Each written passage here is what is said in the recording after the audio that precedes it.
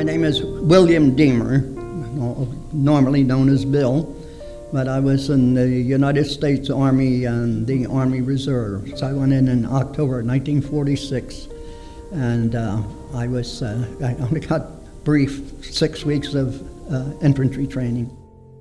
I was sent to Fort Jackson in South Carolina, which had been closed when it was reopened. It was a bare bones operation down there, but anyway, I got some more basic infantry training.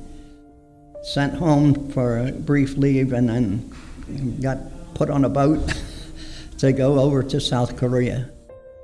But now we were in an occupation army. It was peacetime, and I was there for some 18 months or so.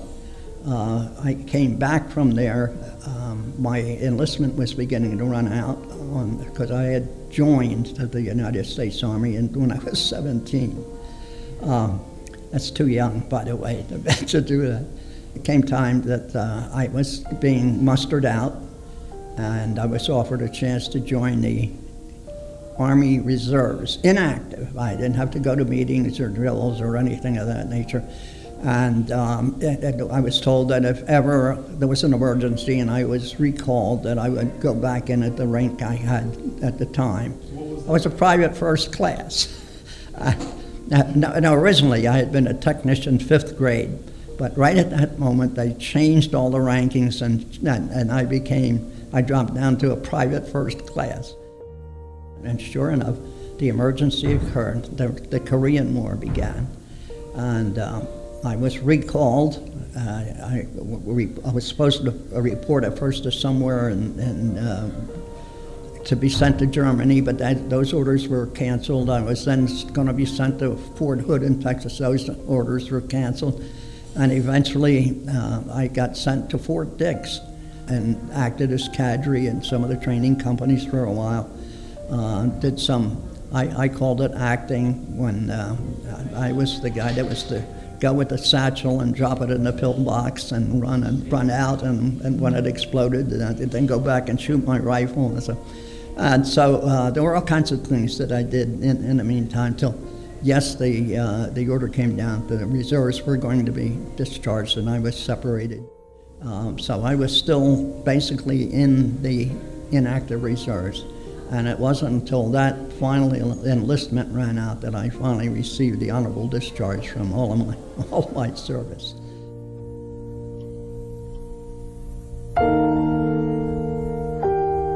First name is Joseph. My last name is Marchicelli. Well, first I went into the National Guard, and I was in there about 7 years. And then I transferred out into the Navy Reserve.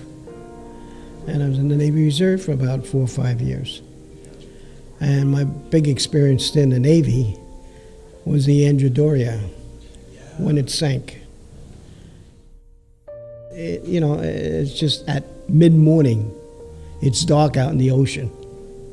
And the Stockholm hit the Andrew. And just a couple out, we couldn't get it up, it was on its side, the Andrew. And when it went down, went straight up, straight down, and then exploded. They sounded the alarm, and we had to go. Captain said, we're going to go there. So we got everything ready. We went out there. And we got a lot of people off it, though, and brought them back to the Brooklyn Army Base, which was good. It's sad when you see it, because it's a lot of nice people want to take a cruise. And in fact, I was on that ship, the Andrew. About 5 months, my father went, and I went on the ship just to look at it. It was a beautiful ship inside. At night, it's pretty hard. And, there's people in the water, luggage in the water, everything was in the water. Because when it goes down, it exploded, and everything came back up. I was in the Rainbow Division, and you can see on the curve over here.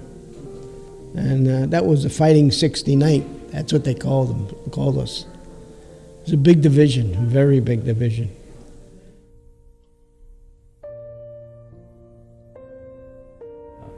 My name is Eugene A. Taylor.